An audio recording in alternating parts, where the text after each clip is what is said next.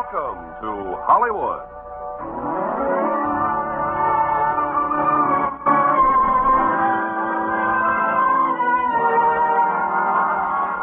The Armed Forces Radio and Television Service brings you the Hollywood Radio Theatre, starring Dorothy McGuire and Frank Lovejoy in Mother Didn't Tell Me. Ladies and gentlemen, your producer, Mr. Irving Cummings.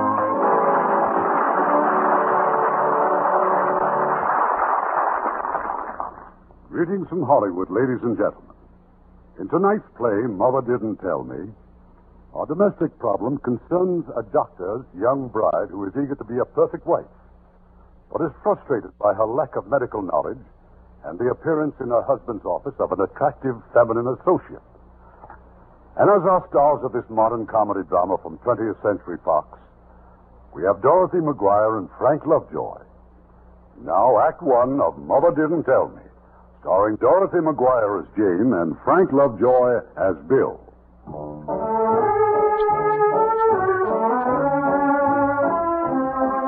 If that rainstorm hadn't drenched the city for 5 whole days and nights, this story might never have happened.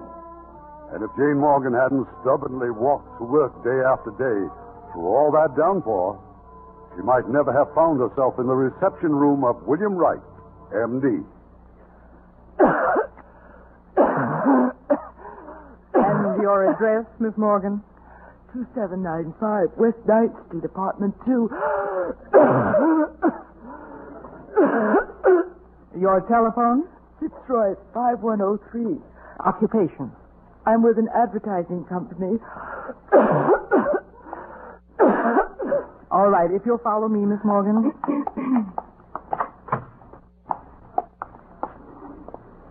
Sit down here. The doctor will be with you in just a moment. Thank you. Miss Morgan is waiting, Doctor. I'll be right out as soon as I check this X-ray. Yes, Doctor.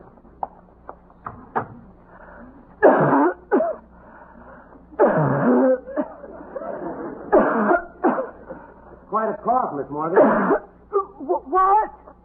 That cough, is that why you're here? Yes, it started with a cold, but it's been getting worse all week. Do you think it might be something serious? It might, to a bull moose. By the way, how'd you happen to come to me? A girlfriend of mine recommended you. Betty Duran? Betty Duran? Oh, it was 2 or 3 years ago, and I've never had anything wrong until now. I remember that she said that you were so kind and fatherly. Now, if you'll take off your coat. You are Dr. Wright? Mm-hmm. Remove your coat, please. Oh, yes. And your blouse. My blouse? Oh, no, I can't. You can't? Oh, I couldn't. I mean, Betty said you were so, but you aren't at all. I mean, well, you're so young. Well, the Dr. Wright your friend was talking about was my father. When he died, I took over his practice. Oh, I see. You think you could open your mouth and put out your tongue? Oh, yes. Good. I'll say ah. Oh. No. Ah. That's what I said. Ooh.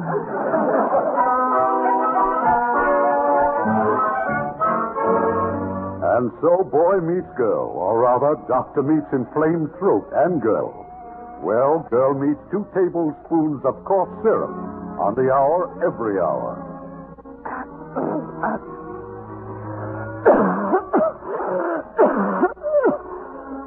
It's a long, lonely evening for Jane Morgan, that is, until she curls up with a good book, the telephone directory.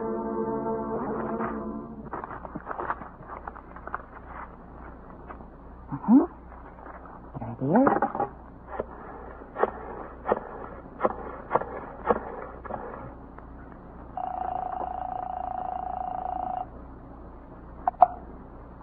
Dr. Wright's residence. Dr. William Wright? Yes. Who is this? This is Miss Evans of the Daily Mirror. Is this Mrs. Wright? Yes, this is Mrs. Wright. Oh. Well, you see, we're conducting a poll among doctors' wives to see, quote, do doctors make good husbands, unquote. Well, I happen to be a doctor's widow. And if this is in regard to my son, his wife can't be quoted because he hasn't any wife, quote or unquote. Oh, he hasn't. Oh, I beg your pardon, and thank you so much. Thank you very much.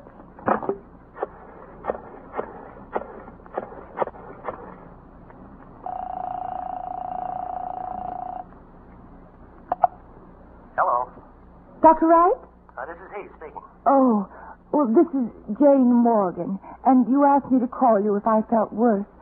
Could you come right over, right away? I feel just terrible.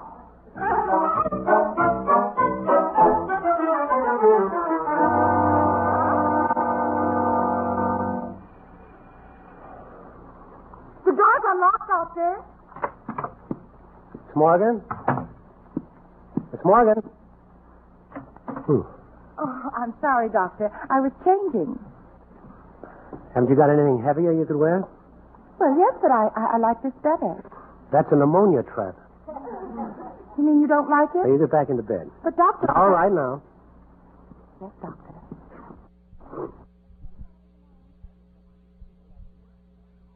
Disinfectant at $20 an ounce. Hold out your wrist, please. Well, excuse me. You don't feel as if you have a fever. Your pulse seems all right. Well, you talk as if that's bad. You told me you were feeling worse. Well, I was. But that was half an hour ago. I'm sorry if I disappointed you. Mm-hmm. How's your cough? Oh, it's much better. In fact, if you'll let me, I'll go back to work tomorrow. Well, that depends. What kind of work? Radio promotion. You know, writing stuff for an advertising company. I see. Yes, I guess you'll be up to that. Meanwhile, you better get a good night's sleep and give me a call in a day or so and let me know how you're doing. Doctor? Yes. I'd much prefer it if you'd call me. All right. Good night. Good night, Doctor. Miss Morgan? Yes? Dinner Thursday? Mm-hmm. Thank you, Doctor. Well, good night. Good night. And I do like those pajamas. Good night.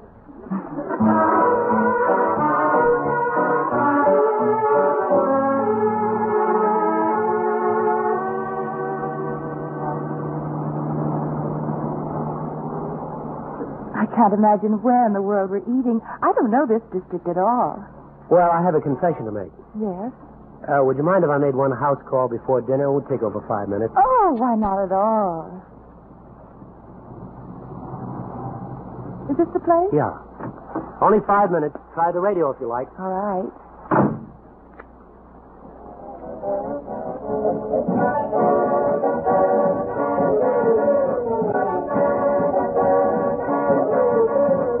This is it, you cat. 60 minutes of solid jive with your old pal, Peter Pepper.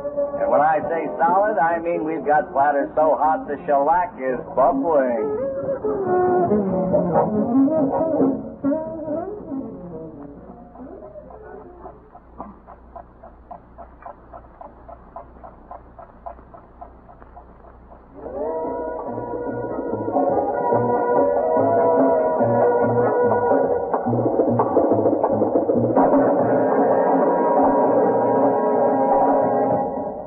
Kids, you've had it, and I hope you liked it. So plant me now and dig me tomorrow. Same time, same station.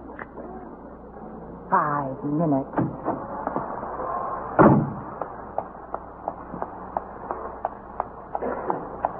Paper, final edition, kid.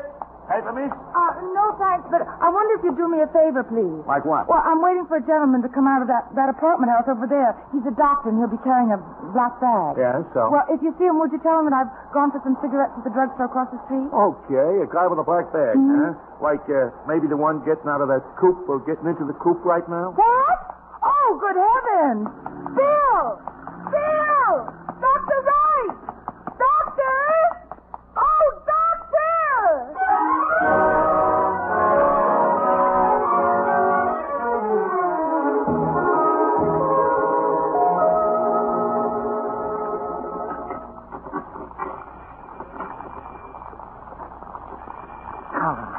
Dr. Wright, I'll bet.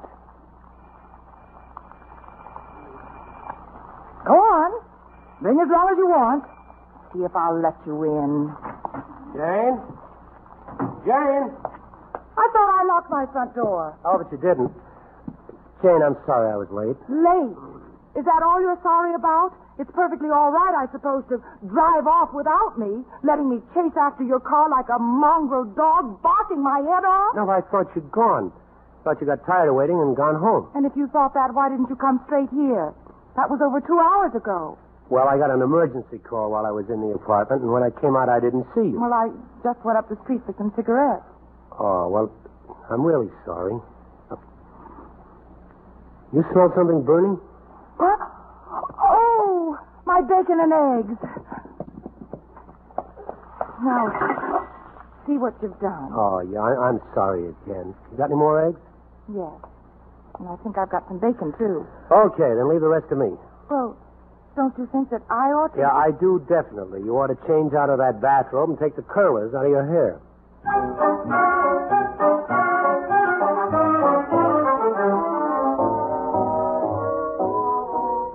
Really? We were going to the Oak Room? Oh, I had a table all reserved. It's the only place in town where a head waiter recognizes me. The only trouble is he recognizes me as Mr. Drudnick. Who's Mr. Drudnick? I don't know. Every time he calls me Drudnick, I try to tell him my correct name. I say, it's Wright, and he grins and say, yeah, I never forget a name. That's right, Mr. Drudnick. Something wrong? No. No, I was just wondering where you learned to be such a good cook. My mother taught me. She believes every man should be completely self-sufficient. Completely? But she keeps house for you, doesn't she? How'd you know? Oh, just womanly intuition. Uh-huh. Where are your folks? They were killed in an accident about 5 years ago. Ever since then, you've been on your own? Mm-hmm. Lonely, isn't it? Sometimes. But not now? No, not now.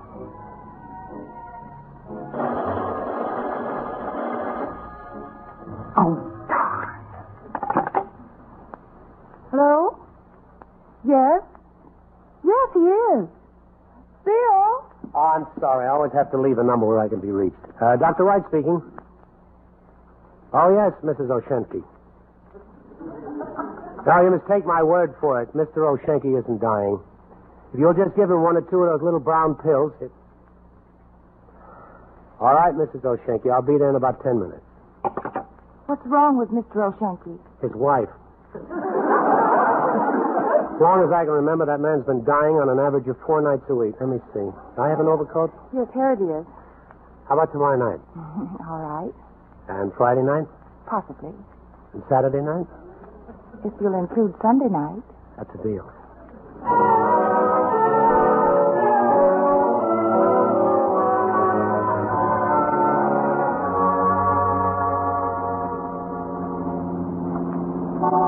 I remember now. Don't laugh when the head waiter calls me Mr. Drudnick. I promise. Why are we stopping? Just a quick house call. Oh, no, you don't. But I'll be back in 5 You're minutes. right. I refuse to spend the best evenings of my life sitting alone in a car. Unless what? Unless you assure me right here and now that your intentions are serious. Oh. Oh, you mean marriage? I do. Okay, I was going to ask you tonight anyway. You were? Sure. When I get back, remind me to show you the ring. Bill! Yeah. Doesn't this at least rate a kiss? Oh, sure. Okay, I'll be back in 5 minutes. 5 minutes.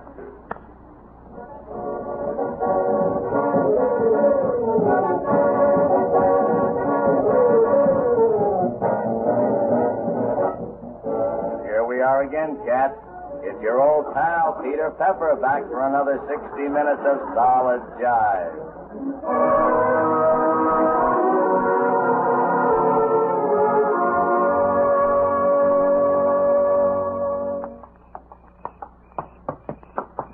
It's a darling house, Bill. It looks just like someplace that you've lived. Well, it was really Mother's choice. We bought it after Dad died. Oh, Bill, would you wait just a moment? Oh, something wrong? Yes. I guess I feel like an actress would on an opening night.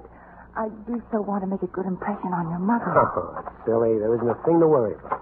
Well, I just wish your mother hadn't gone to all that trouble of fixing dinner. Mother? Mother? Oh, Bill, I'm so sorry. I tried to reach you at the office. Why, is something wrong? And this is Jane, of course. Oh, I'm so glad to meet you, Mrs. Wright. Mother, you said you tried to reach me. Oh, yes, I started to cook dinner, and then one of those awful headaches started. I haven't been able to do a thing. But perhaps I can fix it now, if you don't mind a late dinner. Oh, we wouldn't think of it, Mrs. Wright. Why, Bill and I can eat out. Yes, you're going to bed where you belong. I'll go get your peanut butter. My dear, I'm going to have to come right to the point. You're rushing into this marriage too quickly. Oh, Mrs. Wright. You have no idea what it is to be a doctor's wife. What's so unusual about a doctor? He's a man. Ah, but of a special breed.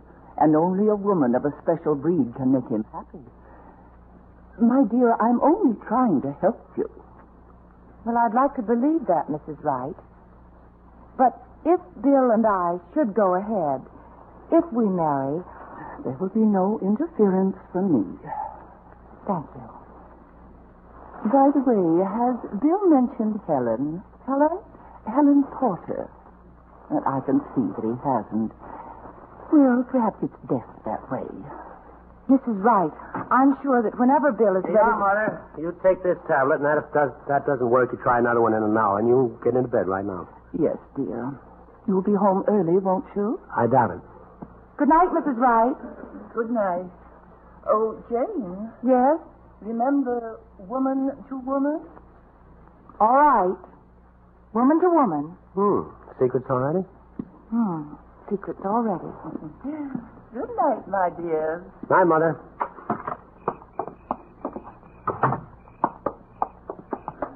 Jane, what is it? What is what? Well, something's come over you. I noticed it the moment I came back into the room. Was it something Mother said? Some of that woman-to-woman stuff? Yes, Bill, it was. Well? Oh, there's only one thing that matters, Bill. One thing I've just got to know. Do you really love me? I mean, enough to marry me and to forget and forsake all others? That's part of the marriage vow, isn't it, honey? Of course I'm willing. Oh, thank you, darling. And as long as I know that, I can take whatever comes.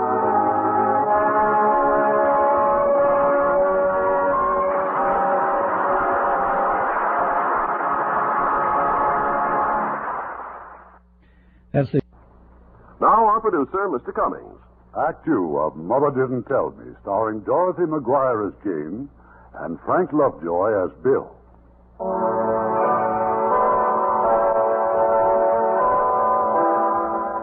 A few days later, Jane and Bill became Dr. and Mrs. William Wright. After the ceremony, the wedding party rushed Jane and Bill to the depot just in time to push them aboard the train for Detroit. Yes, that's right. I said Detroit.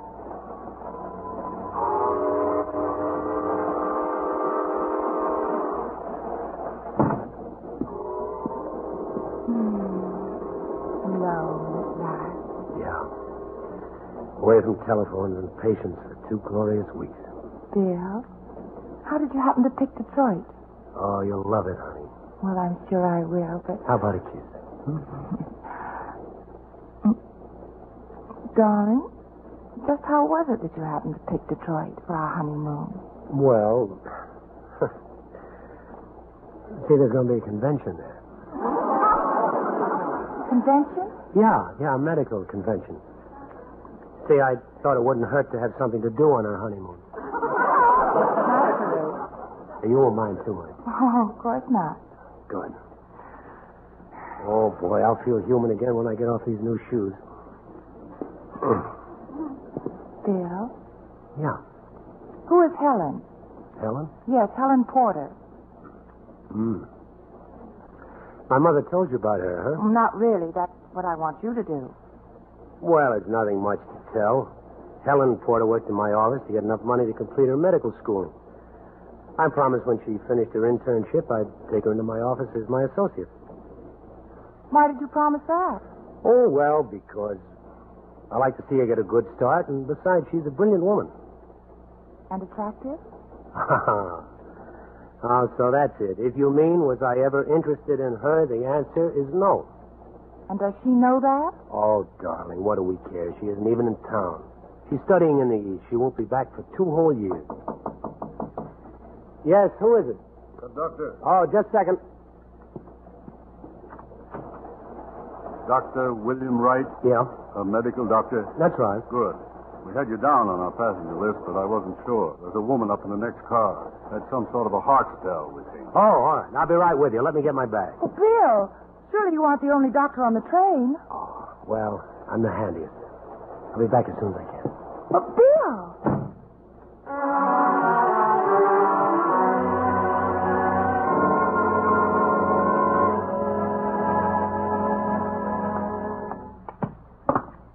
No more argument, Jane. I want you to come inside with me on this house call. But why? The very first hour we get back in town, why must be... Because Mr. and Mrs. O'Shanky want to meet you, dear. They live here? In this mansion? Welcome home, children. Oh, Mrs. Wright. Hi, Mother. Everything okay? Yes. I'm on my way back to the house right now to bring over the rest of your suits. I'll be back in a few minutes. Oh, Bill, what Suppose is you it? step inside and see. Now, go on, inside. Bill, the O'Shankys don't live here. No, we do. What? Well, at least for 3 months.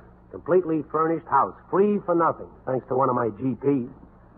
GP? Otherwise known to the trade as a grateful patient. Hello, Pete. Good to see you. Darling, you remember Pete Roberts, don't you? Of course. You were in our wedding party. That's right. No? Obstetrician extraordinary at your service. At least I hope to be. Oh, well, goodness, don't rush us. Come on, Bill. Let's build some drinks. Sure. Hi down there. How about giving me a hand? What? I'm Maggie, Pete's wife. Oh, Come on upstairs and tell me how you want your things unpacked. right away. You look like you just stepped off a merry-go-round going full tilt. Oh, I feel it, too. This beautiful house and Bill and all our wonderful friends. Oh, I've got so much to live up to. None of that. I mean it. I'm going to dedicate my life to Bill and his work. His life is medicine, and my life will be medicine. I wish I had a bedroom like this. I think you'll find all of your belongings here. Pete and I moved them over from your apartment. Oh. I don't see any of my books. Books? Yes, medical books. I bought them as soon as Bill and I got engaged. You read medical books? Well, certainly. I'm studying so that when Bill comes home in the evening, I'll be able to sit and discuss his work intelligently with him. For instance, do you know that peptic ulcer is the sharply demarcated loss of tissue which begins in the duodenum mucosa and extends to the submucosa? Well, what's wrong? Nothing, honey. Nothing that time won't cure.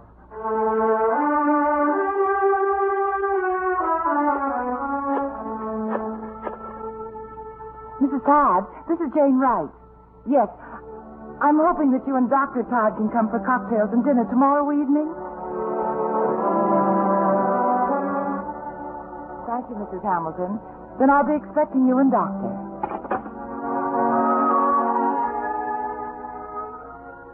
But, Maggie, it's Bill's birthday. Pete's just got to bring you.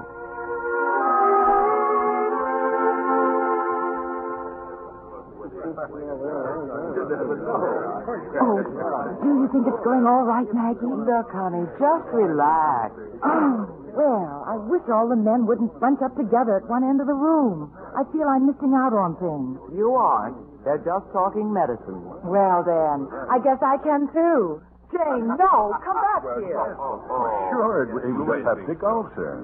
No two ways about it. Well, I read a report. Yes, I read a report by Dodson on an endocarditis case. Oh, speaking of ulcers, gentlemen, I understand that they result from embolism of the gastric juices, of mucosa. Darling, how's dinner coming along? We'll be ready in 10 minutes. Fine. Frank, tell us about that repair of the diaphragm in which there was a penetrating ulcer. Well, as I remember it... Ulcers result from the embolism of the gastric mucosa. Child, is there something on your mind? Well, what? I beg your pardon? Well, why are you quoting a discarded theory from an obviously dated medical book? Dated. From what you've memorized, it sounds as if it was printed about 1905. Oh. Darling, how about getting me a refill right away? Oh, yes, dear. Oh, I don't intend to interfere in my son's life. But I can't help but think how different things might have been. Mother? Oh, why, Jane, was there something? Well, I just wanted to ask if you'd like another cocktail. Oh, thank you. Yes. I'll answer it, dear. Oh, that's okay, honey. I got it. Hello? Yes, this is Dr. Wright. Bill, if that's a patient wanting you... Oh, I see. Oh, certainly. I'll be right over. Bill, you can't. It's your birthday. I'm sorry, darling. It's an emergency. Save a piece of cake for me. Bill! See what I mean, honey? Welcome to the Royal Order of Neglected Wives. Maggie, you're a doctor's wife. How am I going to put in my time? I'll die of loneliness. What'll I do? Well, there's one solution that's worked since the beginning of time. Have a baby.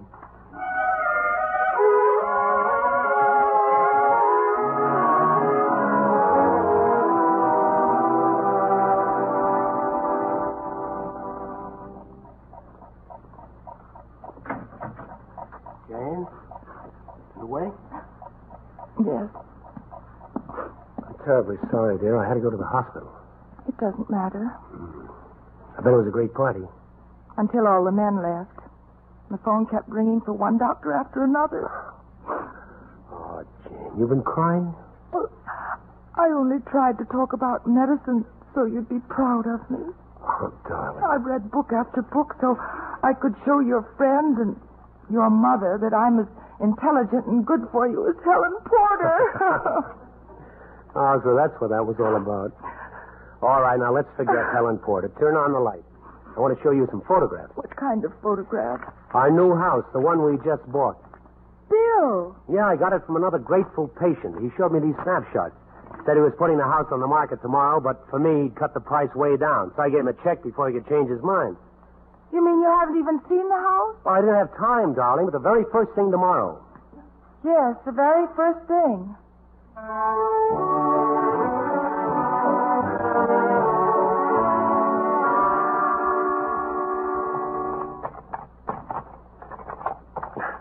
This door seems to be stuck. You're sure this is the right address? Of course I am. Somehow, the house looked bigger in the photograph. And the paint wasn't peeling. Guess I'll have to force this door. Enter, madame. Where's the furniture? I don't know. I could have sworn the man said it went with the place. Well, maybe it did, but everything else is certainly real gone. Hey, the kitchen looks pretty good. See, you got a nice view of the garden. What was that? I think a window shutter fell off. Oh, notice that sink, dear. That's a nice double one. I wonder about the water pipe.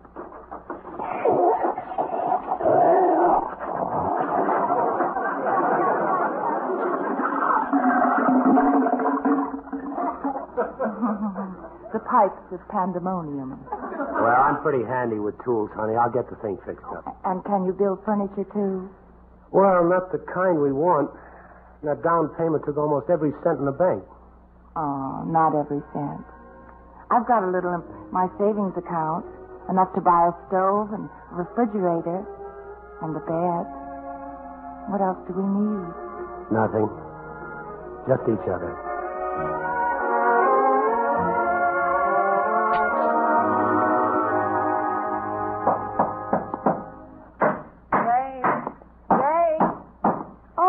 Maggie, I thought Bill was going to make that flower box for you. What you do with these Sundays? Just what your husband does, dear. Sorry, honey, the hospital wants me right away.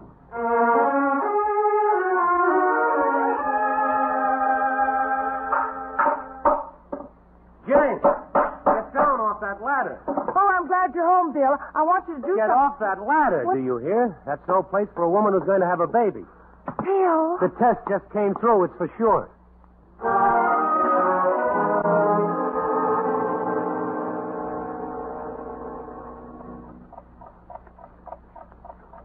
Bill,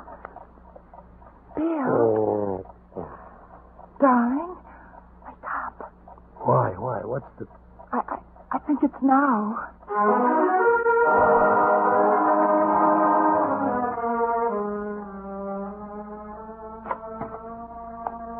Okay, Bill. You can see it for 5 minutes. Thanks, Pete.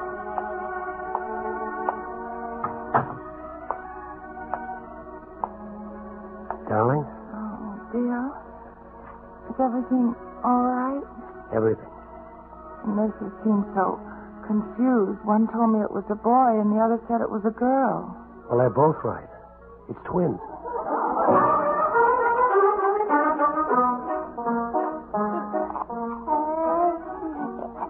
Oh, dear, look. Mary's smiling at me. Oh, that's nothing. Tommy laughed right out loud at me.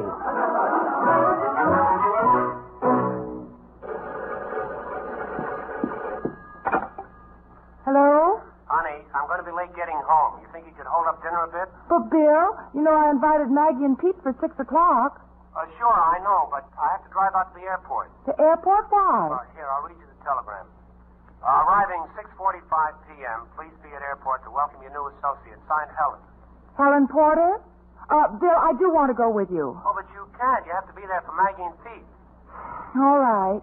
But you pick up Helen and bring her back here to the house. Well, she'll probably be exhausted. I want to meet her, Bill, tonight.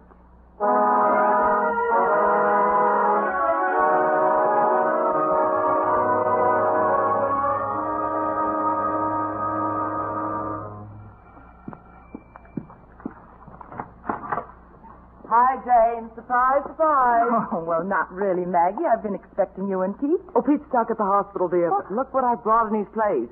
Come on in, you gorgeous hunk of muscle.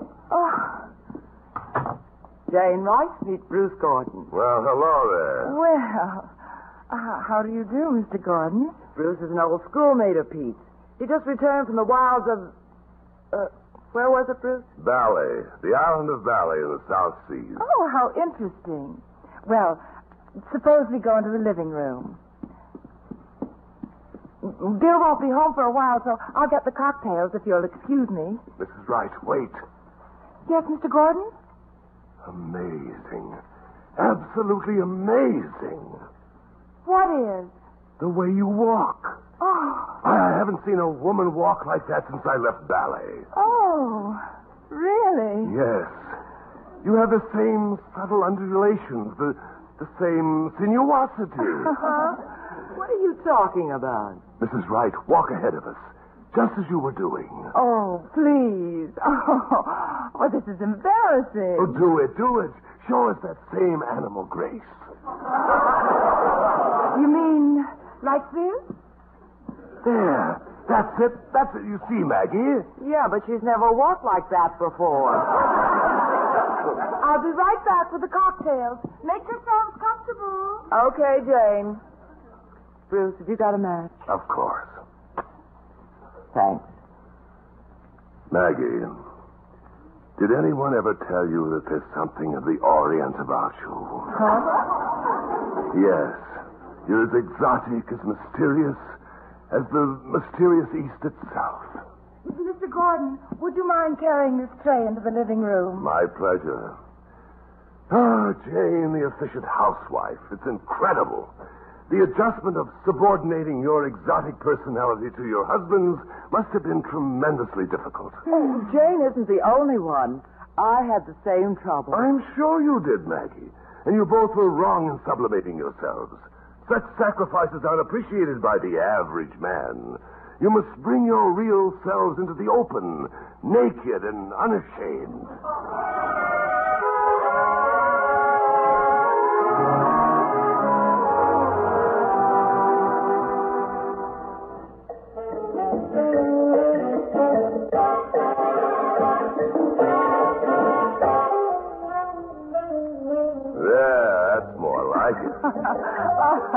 Oh, this is fun. And you said you didn't know how to mambo. Well, I'm a doctor's wife, remember? And Bill and I almost never get a chance to dance. I thought I'd forgotten how. You could never forget. Your very being is the expression of primitive rhythm. Maggie, don't turn off the radio. But I didn't. I did, Jane. Oh, Bill. We didn't hear you come in. Yeah, that was pretty obvious. Helen, I'd like you to meet... Maggie, how good to see you again. Thank you. And you. You must be Jane. Mm-hmm. I must be. I do hope we're not interrupting. Oh, no. Maggie just brought an old friend of Pete's to dinner, which is now completely ruined. So Maggie's taking the old friend of Pete's to a drive-in for a hamburger. Come on through. Yes. Goodbye. Happy to have met all of you. I'm sorry Bill and I were so late. I asked him to stop by my hotel so I could freshen up a bit. Yes, I see. Cocktail dress and an orchid? Bill is so thoughtful. I hope you're not hungry.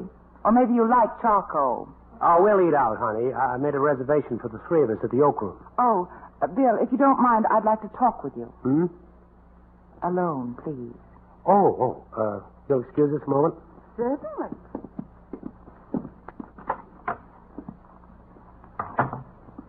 Yes, Jane?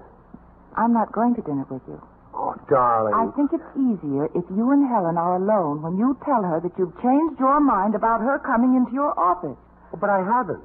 Oh, Jane, this Now, is listen to me, Bill. Darling, when you get to know the girl, now, come on, let's all have dinner together. I'm sorry, Bill. Well, if you change your mind, we'll be at the Oak Room. Bill, please, I want you to tell her. I may be rather late, so don't wait up for me. Good night. Bill!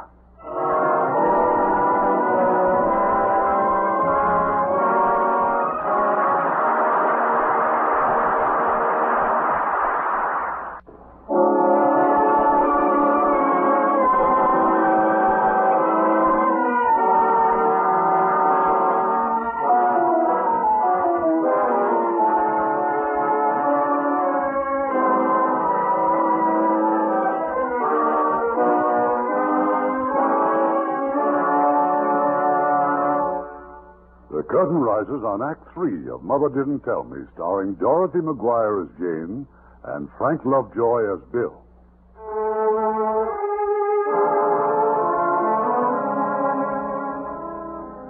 It's 3 hours later. Jane has gone to bed, but sleep is impossible. And then she hears Bill's car in the driveway, the front door closed, Bill's footsteps on the stairs, and then at the bedroom door. Good morning. Morning. Yes. It's 5 minutes past midnight. Well, you've gotten very technical all of a sudden. I suppose Helen had just endless fascinating experiences to tell you. Well, yeah, she told me some things about her internship. We had quite a bit to catch up on. Of course. Naturally. Oh, come on now, honey. Let's not keep this up. I'm willing to drop it whenever you are. Whenever you're ready to tell me that designing female is out of your life. Jane, that's not fair. I've met her. I saw how she was acting toward you. All Dr. Helen Porter wants is to get installed in your office and then install herself... now. You know I promised Helen a place with me when she went east to study. All these years she's relied on my word. And so have I. I happen to be an incurable romantic, married to a man who's married to his work. And now that's to include another woman. She'll share your work and your thoughts, and she'll be with you from morning until night, and I'll be more neglected than ever. Neglected? Listen, if you wanted your marriage to be one long honeymoon, why the devil did you marry a doctor? Why didn't you marry some rich idiot who could afford to chase you around the house all day? What? Don't you dare call any man who might marry me an idiot. Now see what your shouting's done. The twins will be awake all night. Okay, I'll go heat their formula. Maybe that'll quiet them. Bill? Yeah. What about Helen? She starts to work in the morning. All right. And so will I.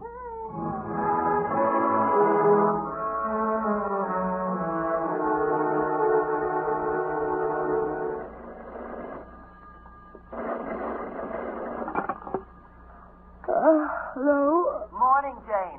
I just had a terrific idea. Who is this? Me, Maggie. Oh, Look, were you still asleep? Yes. This is the one day of the week I have a maid. Call me back in a couple of hours.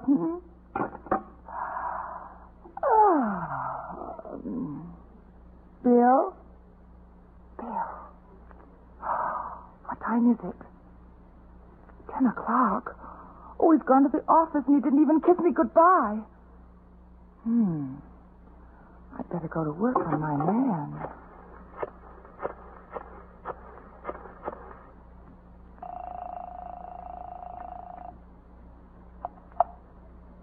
Dr. Wright's office? Miss Ransom, has my husband come into the office yet? Oh, why, yes, Mrs. Wright. He's in consultation with Dr. Porter right now. Oh, with Dr. Porter. I imagine she does need some help in getting started. Oh, no, it's wonderful how she's taken hold. She's so capable. Yes, I know. Would you like to speak to your husband now? No, just tell him that I'm feeling badly. I've just taken my temperature, and it's 103. Really?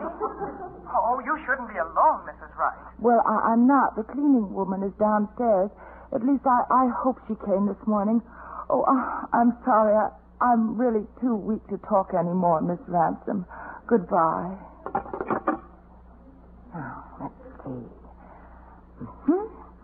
My new pink negligee, lipstick, mascara, and plenty of perfume.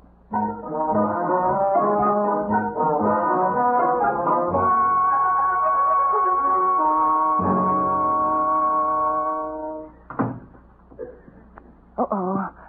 Back into bed.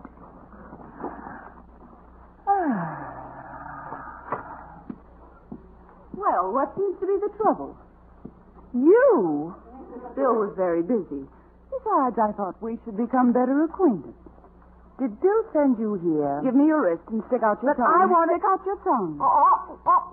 As Bill's new associate, I'm to make the routine house call. Routine? Your tongue again. Perfectly normal. No fever at all. Well, I had one when I called the office. Possibly. Sometimes the fever can be induced temporarily by worry and nervous agitation. Oh? And what would I have to worry about or be agitated about? Well, I'm sure you can answer that better than I, Mrs. Wright. But perhaps you've been under a strain lately. The house and the children. It might be a good idea if Bill sent you away for a little vacation. Yes, wouldn't that be convenient? Dr. Porter, you seem so very talented. Surely you've had offers from other doctors or clinics? Oh, yes. There was a clinic in Chicago, but I prefer it here. There's so much I can do. Dr. Porter, I'm sorry I've got other calls to make, but be sure to phone me if your agitation starts up again. Goodbye. Yes? Well, at least you're awake this time. Jane, I was wondering if we couldn't have lunch downtown today. I'm afraid I won't have time. I'm leaving Bill. What? I've had all I can take. If Bill wants to bring another woman into his office and shut me out of his life... Wait a minute, honey. Think it over, please. I know how you feel, and I don't trust Helen either, but you and Bill... I'm sorry, Maggie. I've got to start packing. I'll talk to you in a day or two.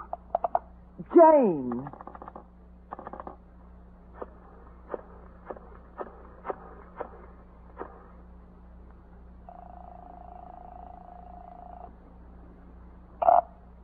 Dr. Wright's office? This is Mrs. Roberts. Let me speak to Dr. Wright. It's urgent.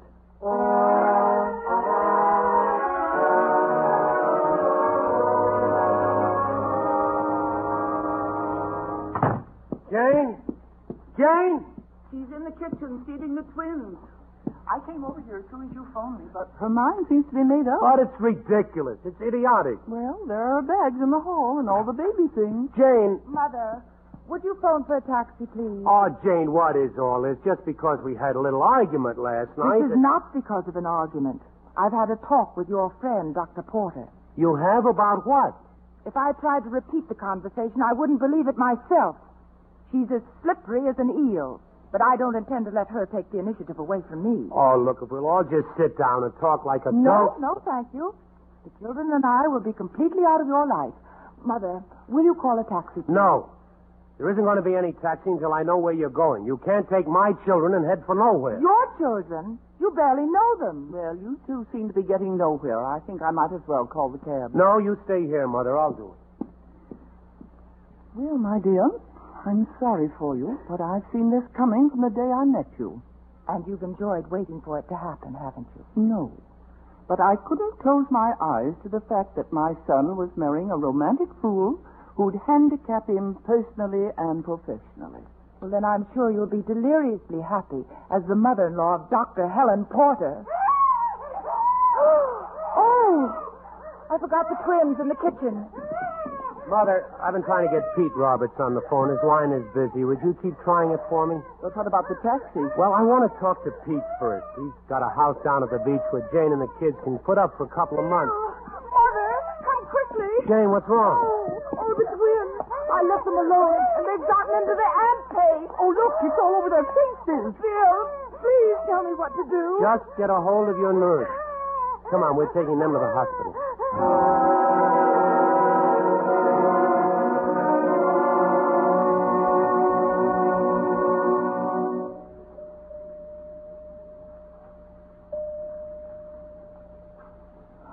Why doesn't Bill come out and tell us how it's going and what's going on? He will as soon as he can, dear. Mother, you used to be a nurse. If the stomach pump doesn't work, can they do something else? My dear, Bill and his friends know what to do. And so do we.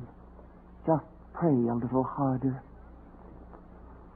Mother, you... Yes. Remember, they're my grandchildren, too. Bill? Oh, they're okay. They're just worn out by what they've been through. Oh, thank heavens. Then we can take them home right now? Home? Well, yes. After such a fright, it seems to me the poor little things need the peace and security of their own nursery. Well, that's up to Jane. I don't know. I suppose if it's just for the night. Whatever you say. Well, all right. But just for the night.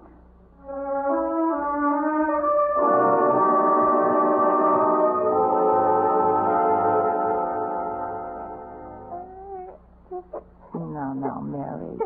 You're safe and sound in your own crib. Nothing to worry about. Mummy's here and Daddy's here. Just go to sleep. Go to sleep. Jane. Yes?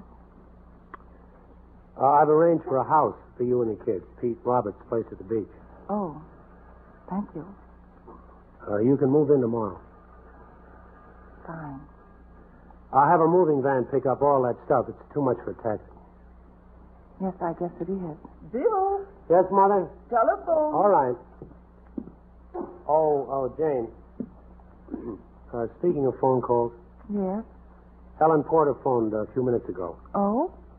About the twins? No, she's leaving to work in a big clinic in Chicago. Wanted to know if I'd mind.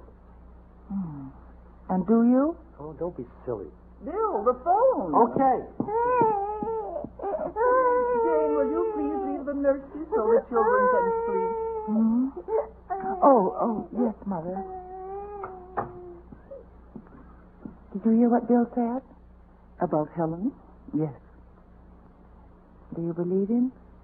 I do. Well, why should she suddenly decide to leave town? Because I told her to. You? While we were at the hospital, I phoned Helen.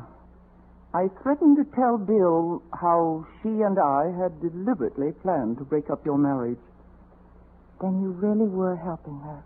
Yes, I was convinced that Bill would be more successful with Helen, a wife who was in the same profession.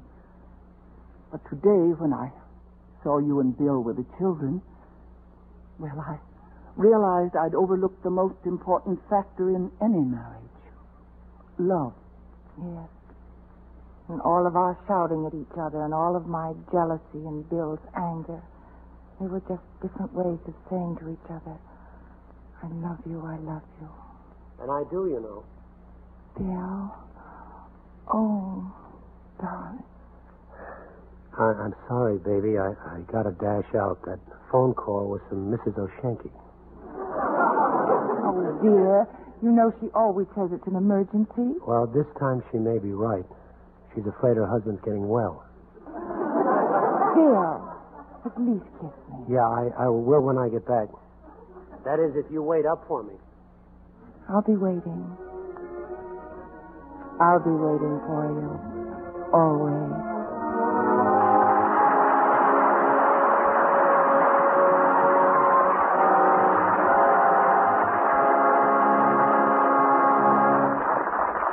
In a moment, our stars will return.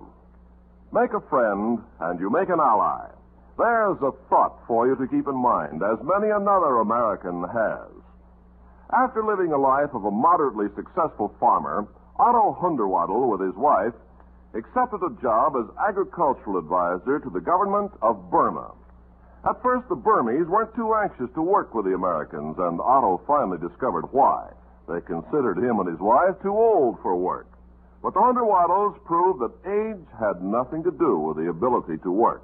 And then the men accepted his help with their drainage and agricultural problems. And Mrs. Hunderwaddle showed the skeptical women how to can food. She was so successful that eventually she and Otto got permission from the Burmese government to build a local cannery. Well, shortly after it was built, however, misfortune struck. Civil war broke out, and the Hunderwaddles and their helpers were forced to abandon their homes. By the time they returned, the cannery was a shambles. But they weren't discouraged. While Otto remained in Burma to help the villagers rebuild their homes, Mrs. Hunderwaddle returned to the United States to raise money for a new cannery. By the time she returned to Burma, she had secured more than enough money and equipment. When last heard from, she and Otto were still helping the Burmese farmers and working in the cannery. For they'd learned that by helping others, you help your country. Now, here's Mr. Cummings with our stars. And here they are, coming forward for a curtain call. Dorothy McGuire and Frank Lovejoy.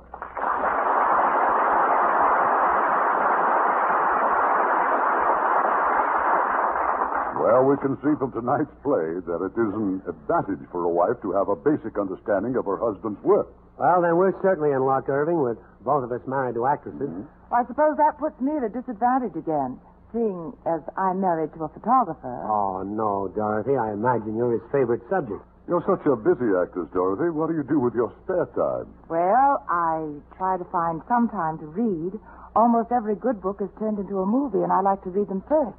Well, I like to see the movie first and then read the book. Better tell us what's for next week, Irving. It's one of the 20 greats, Frank, but it also happens to be quite a recent picture. One of 20th Century Fox's great screen successes, and one of the top comedies of all time. It's all about